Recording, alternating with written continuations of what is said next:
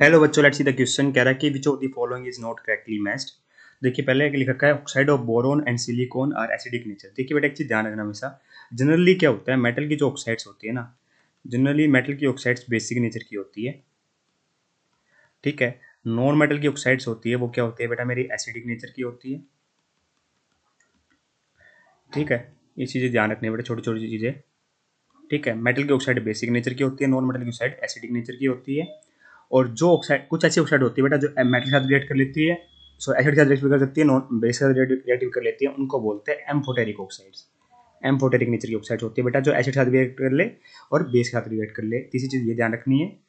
सो चौथी चीज क्या, आइए अब देखते हैं। सबसे पहले लिखा है कि oxide of boron and silicon और एसिडिक नेचर। तो देखिए बेटा बोरोन क्या मेरा नॉन मेटल है, सिलिकॉन भी बेटा मेरा नॉन मेटल है, तो इनकी ऑक्साइड क्या होती है, एसिडिक नेचर की होती है। बात बिल्कुल सही है, ये करेक्टली मैच है बेटा, इसको हम टिक नहीं करेंगे। सेकंड कहता है एल्यूमिनियम की ऑक्साइड बेटा मेरी एम्फोटेरिक नेचर की होती है, ये एसिड साथ रिएक्ट कर लेता है बेस के साथ भी, और सेम एज ए गैलियम की भी। ठीक है, तो मतलब ये दोनों क्या है हमारे एम्फोटेरिक नेचर में बिल्कुल सही मैच कर रखा है, इसको हम टिक नहीं करेंगे। थर्ड कहता है ऑक्साइड ऑफ इंडियम। इंडियम क्या बेटा मेरा मेटेलिक नेचर का होता है। ठीक है, बोरोन एल्यूमिनियम गैलियम इंडियम ना, है ना। और थैलियम बेटा मेटल, दोनों क्या है मेरे मेटल के ऑक्साइड्स है, दोनों मेटल के ऑक्साइड्स है। इसका मतलब क्या है बेटा मेरे बेसिक नेचर की है।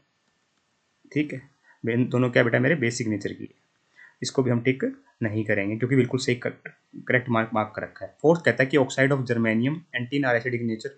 ये बात बिल्कुल सही है बेटा, जर्मेनियम की ऑक्साइड और टिन की ऑक्साइड, सॉरी ये बात इनकरेक्टली मैच है, क्योंकि जर्मेनियम की ऑक्साइड और टिन की ऑक्साइड हमारी एम्फोटेरिक नेचर की होती है, ना कि एसिडिक नेचर की होती है।